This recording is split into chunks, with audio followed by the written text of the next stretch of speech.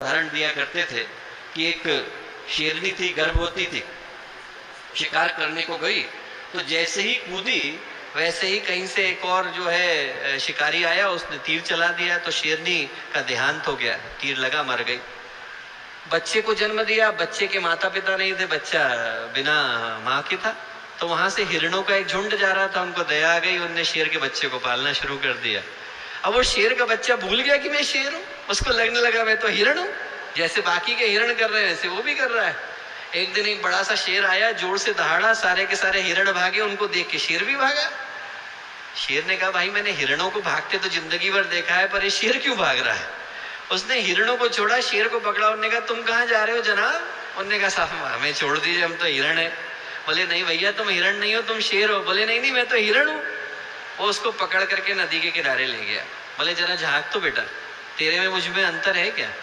और जैसे ही उसने झांका और ये महसूस करा कि वो और ये जो बगल का प्राणी है शेर, ये दोनों एक समान है, उसकी दहाड़ वापस आ गई, शेर शेर बन गया। कभी कभी दोस्तों शेर को ये याद दिलाने के लिए कि वो शेर है, एक और शेर की जरूरत होती है। कभी कभी हमें याद दिलाने के लिए कि हमारे अंदर भी विवेकानंद है और गुरुदेव है, एक और गुरुदेव की आवश्यकता होती है।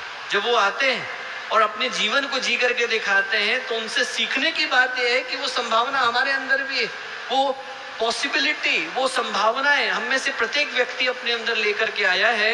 और यदि ध्यान से देखें तो यही मनुष्य जीवन की खासियत है कि मनुष्य के जीवन के अंदर हर तरह की संभावना विद्यमान है।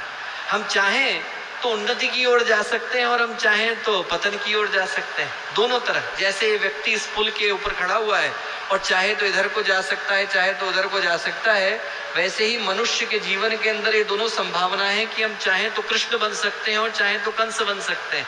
हम चाहें तो परमहंस बन सकते हैं, हम चाहें तो पागल बन सकते हैं, हम चाहें तो बुद्धू बन सकते हैं, हम चाहें तो बुद्ध बन सकते हैं, हम चाहें तो मानव बन सकते हैं और हम चाहें तो महामानव बन सकते हैं। सारी की सारी संभावनाएं इंसान अपने साथ लेकर के आया है और इसी खूबसूरती का नाम इंसान है कि इंसान के अंदर हर तरह की संभावना, इंसान के अंदर हर तरह की पॉसिबिलिटी सुरक्षित।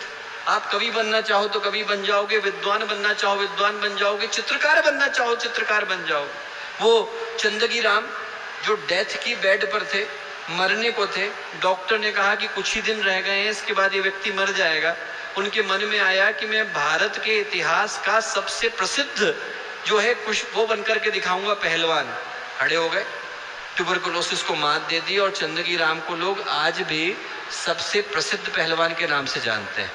वो पहलवान